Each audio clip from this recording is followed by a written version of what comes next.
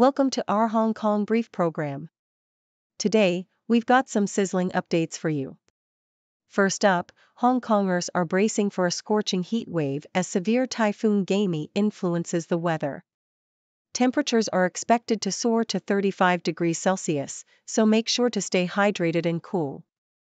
The typhoon is also causing some flight disruptions, so check your travel plans if you're flying soon.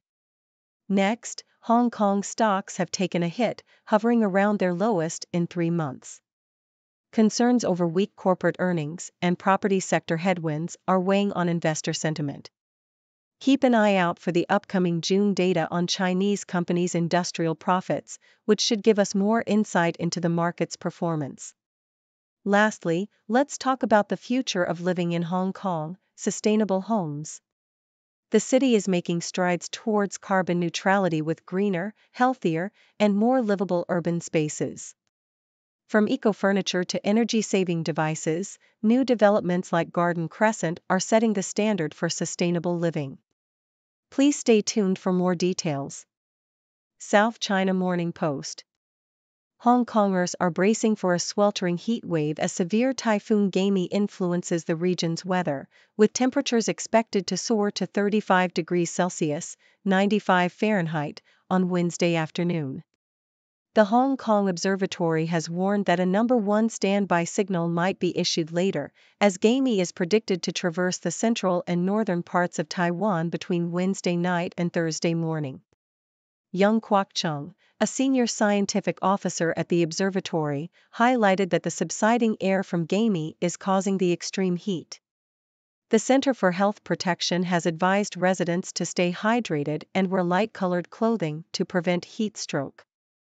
Gaemi is expected to make landfall in Fujian on Thursday, with 2 possible routes: a northerly path across eastern China or a more westward route closer to the Pearl River estuary, potentially prompting stronger winds and thunderstorms over the weekend. The typhoon has already disrupted flights, with Cathay Pacific Airways budget airline HK Express delaying and canceling several flights to and from Taiwan. South China Morning Post. Hong Kong stocks have plummeted to near 3-month lows amid growing concerns over corporate earnings, particularly following the weak performance of Chow Tai Fook Jewelry Group. The Hang Seng Index dropped 0.4% to 17,397.09, with the Hang Seng Tech Index and the Shanghai Composite Index also experiencing declines. Chow Tai Fook shares fell 5.4% after reporting a 20% drop in retail sales for the first quarter, attributed to macroeconomic challenges affecting consumer spending. Chinese electric vehicle maker Li Auto also saw a 2.7% decline after Tesla's earnings missed expectations. Investors are anxiously awaiting the official June data on Chinese companies' industrial profits, which will provide insights into second quarter earnings. Despite a broad rescue package in May, the property market remains in a downturn, with falling home prices and potential pay cuts in the financial industry posing new challenges. Other major Asian markets also saw declines, with Japan's Nikkei 225 and Australia's S&P ASX 200 both slipping. South China Morning Post. Hong Kong's ambitious sustainability goals hinge on transforming homes into greener, healthier, and more livable spaces. Smarter, eco-friendly buildings are crucial for the city's aim to achieve carbon neutrality by 2050, with significant benefits for residents' well-being.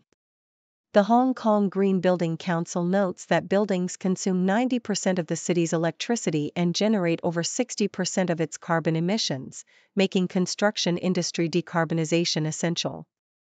The concept of sustainable homes isn't new to Hong Kong. The eco-home prototype at CIC Zero Carbon Park in Kowloon Bay, unveiled in 2012, showcased passive design and climate responsiveness. Architecture firm Ronald Liu and Partners has been at the forefront of this movement, with projects like Garden Crescent in Ho Man Tin, which features extensive green coverage and biophilic design elements.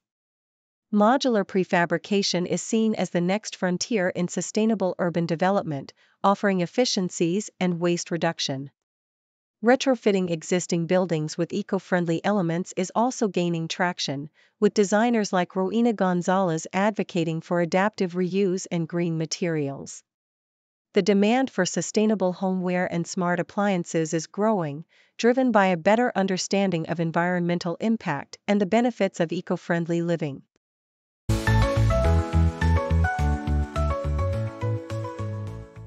South China Morning Post. 4 individuals were apprehended following the discovery of suspected chemicals and weapons near a Hong Kong school.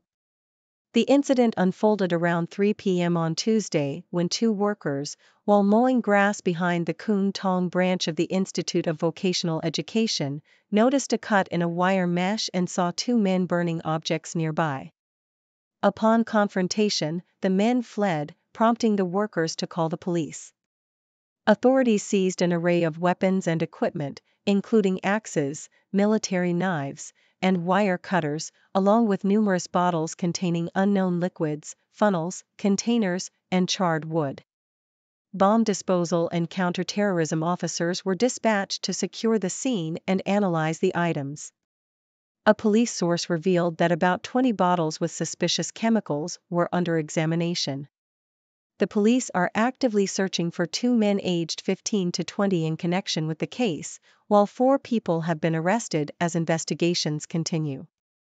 South China Morning Post. Alibaba Group Holding is ramping up its efforts to support clothing merchants on Taobao and Tmall in competing against Shein and Temu by offering overseas shipment subsidies. This new initiative allows eligible merchants to enroll in Alibaba's pan-clothing global free shipping plan, enabling them to sell directly to consumers in several markets outside mainland China. The plan covers a wide range of apparel, including men's and women's garments, sportswear, shoes, bags, and accessories. Alibaba's initiative leverages the merchant's extensive e-commerce experience and the robust supply chain of the world's factory. Merchants need only send their goods to a designated consolidation warehouse in China, with Alibaba managing the cross-border logistics. This move targets markets in Asia such as Hong Kong, Taiwan, Singapore, Malaysia, and South Korea. Alibaba's strategy aims to reclaim its first-mover advantage in online shopping overseas, which has been challenged by Shein, Temu, and TikTok Shop. Temu, for instance, offers a similar one-stop service to attract Chinese merchants, handling pricing, marketing, and consumer services while merchants ship goods to designated warehouses. Additionally, Alibaba's logistics arm Cainiao and AliExpress have expanded their 5-day global delivery service to the US, following successful launches in other countries. South China Morning Post. Hong Kong cyclists are gearing up for the Paris Olympics with what experts describe as the best in the world bodysuits, thanks to a collaboration between the Hong Kong University of Science and Technology, GUST, and Bossini. Cici Li Ziwing, Hong Kong's latest track star, will compete in a suit designed to reduce drag by approximately 3%, translating to a 1% time saving over the previous suit. This equates to a significant advantage of 1.5 bike lengths per 250-meter loop. The suit's development involved GUST's state-of-the-art wind tunnel, fluid dynamic simulations, data analytics, and athlete testing. The project, spearheaded by Professor Xian Zhang and Professor Zhou Peng, draws on advanced aerodynamic principles initially honed in racing car design. Mannequins dressed in various kits were extensively tested in the wind tunnel to ensure optimal design. The Tianhe 2 supercomputer facilitated the creation of digital models of athletes and their equipment, further enhancing the research. GUST's collaboration with the Hong Kong Sports Institute began 5 years ago and has since expanded to triathlon and windsurfing. Sarah Lee YZ won a sprint bronze at the Tokyo Olympics in an earlier version of this aerodynamic suit. The initiative received significant funding from businessman Adam Kwok Kai FAI and the government's Innovation and Technology Council Fund. Zhang emphasizes the importance of maintaining a technological edge to develop world-class athletes and foster the next generation of cycling talent in Hong Kong.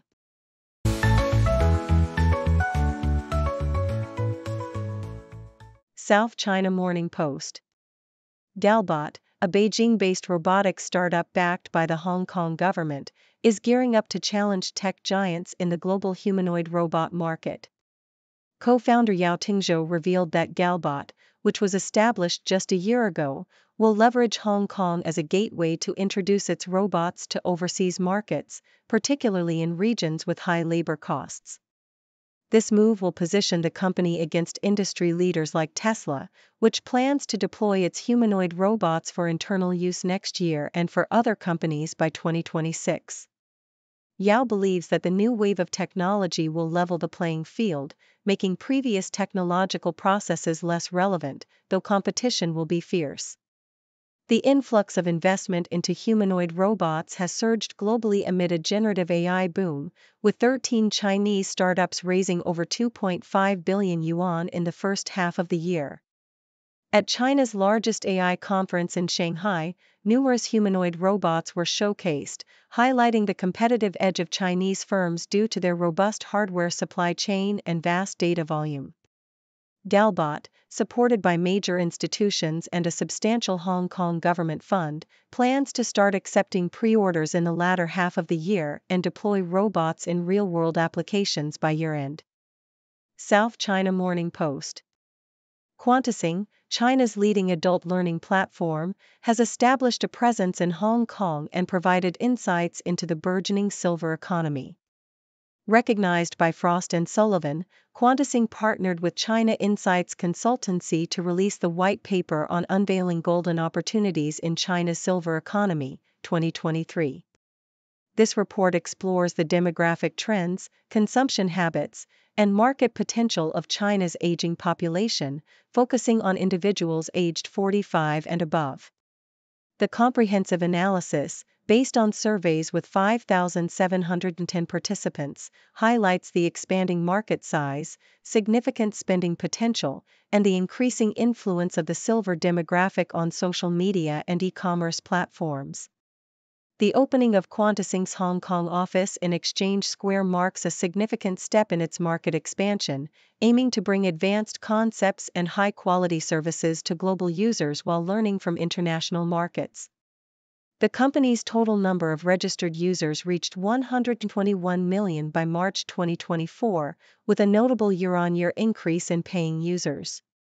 As China's elderly population grows, Quantising intends to drive industry growth by offering innovative, high-quality products and services, creating greater value for global users and investors. South China Morning Post. The controversy surrounding Luma Qi, a century-old fermented tofu business, has highlighted the complexities of Hong Kong's food labeling laws. Luma Qi admitted to importing fermented bean curds from mainland China for 30 years while marketing them as locally produced, raising questions about the accuracy of product labels. Despite legislation not mandating the country of origin labeling for food products, experts argue that falsely claiming local production could violate laws. Thomas Ng Yin, chairman of the Hong Kong Food Council, emphasized the need for stricter checks rather than tighter laws, noting that the Made in Hong Kong mark is a prestigious brand cultivated over years. Products claiming this mark must meet rigorous standards, with more than 75% of their manufacturing process based in Hong Kong. The Trade and Industry Department outlines that fermented tofu must be entirely processed locally to be branded as locally produced. While Hong Kong laws do not require pre-packaged food to label their country of origin, accurate descriptions are mandated under the Trade Description Ordinance. Comparatively, countries like Australia, Singapore, mainland China, and Taiwan have stricter labeling requirements. Authorities continue to review unfair trade practices to protect consumer rights, ensuring that products claiming to be made in Hong Kong adhere to stringent regulations.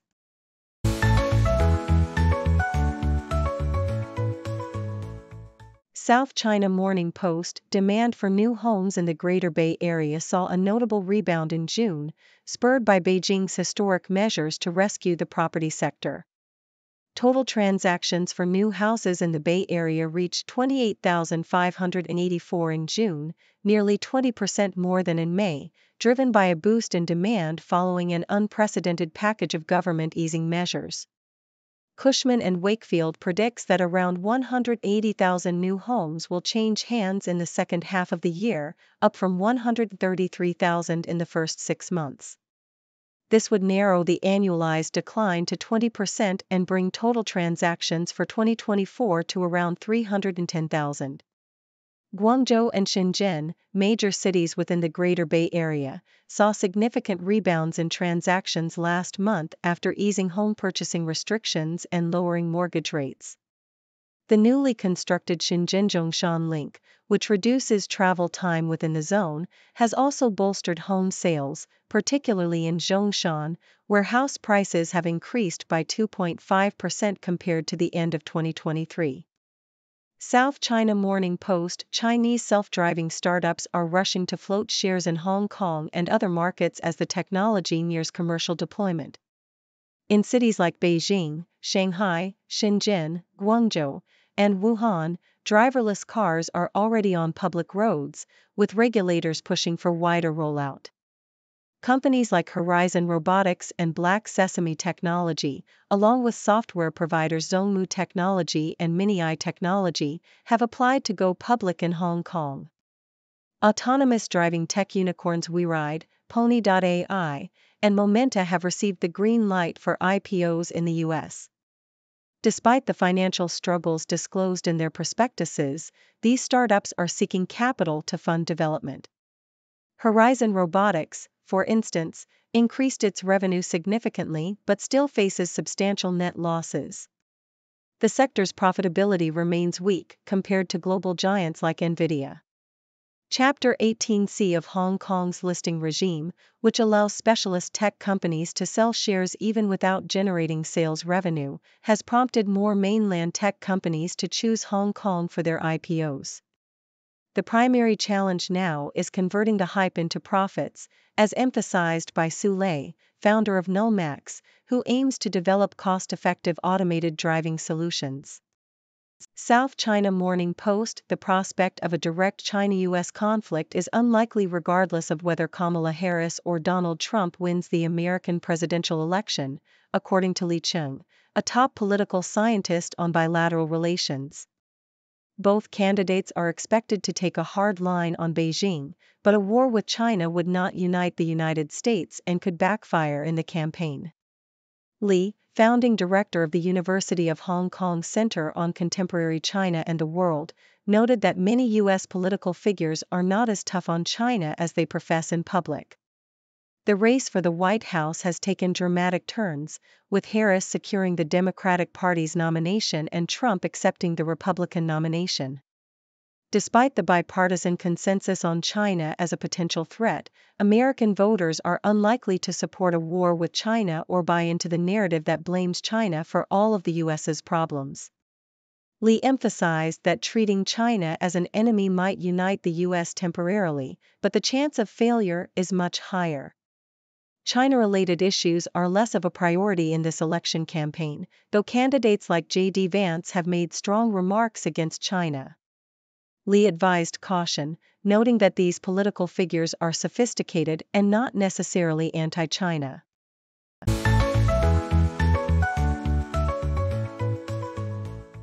South China Morning Post: Comedy legend Kevin Hart celebrated his 45th birthday in Mykonos, Greece, earlier this month, surrounded by friends and family. His wife, Eniko Hart, documented the festivities on Instagram, sharing heartfelt and humorous moments, including a playful jab at Kevin. Eniko, an Afro-Caribbean descent model and influencer, boasts a significant Instagram following of 3.3 million and collaborates with Kevin on their activewear line with Fabletics. The couple, who met in 2009 and married in 2016, have faced challenges, including a cheating scandal and a near-fatal car accident in 2019. Despite these hurdles, Eniko has stood by Kevin, supporting him through his recovery and maintaining a strong family bond with their 2 children and Kevin's kids from his previous marriage. Nikkei Asia: On July 14, the Sha Tin racecourse in Hong Kong buzzed with the excitement of thousands of gamblers, many from mainland China, where horse race betting is illegal. The Hong Kong Jockey Club, HKJC, has thrived by diversifying its revenue streams and aligning its charitable efforts with government priorities, unlike its struggling counterparts in Macau and Singapore. The HKJC's significant role in public services and its status as the city's top taxpayer solidify its importance to the government.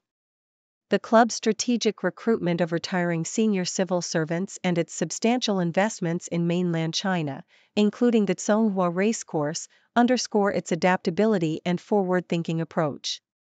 Despite challenges from illegal betting and potential government taxation changes, the HKJC's symbiotic relationship with the government and innovative strategies ensure its continued prominence. South China Morning Post, Jessica Surfety, once a contestant on America's Next Top Model, has transformed her life from a southern girl with big curls to a glamorous model engaged to Leonardo Maria Del Vecchio, heir to the Ray-Ban empire. Born in Arkansas, Jessica became a mother at 17 and moved to Los Angeles to pursue her modeling dreams, a journey that strained her marriage and led to a divorce. Despite early setbacks, including a dramatic exit from America's Next Top Model, Jessica built a successful career, signing with top agencies and featuring in high-profile campaigns. Her personal life has been equally eventful, with relationships with celebrities like Logan Paul and Niall Horan. Now engaged to Del Vecchio, Jessica enjoys a luxurious lifestyle, attending prestigious events and living a life far removed from her humble beginnings.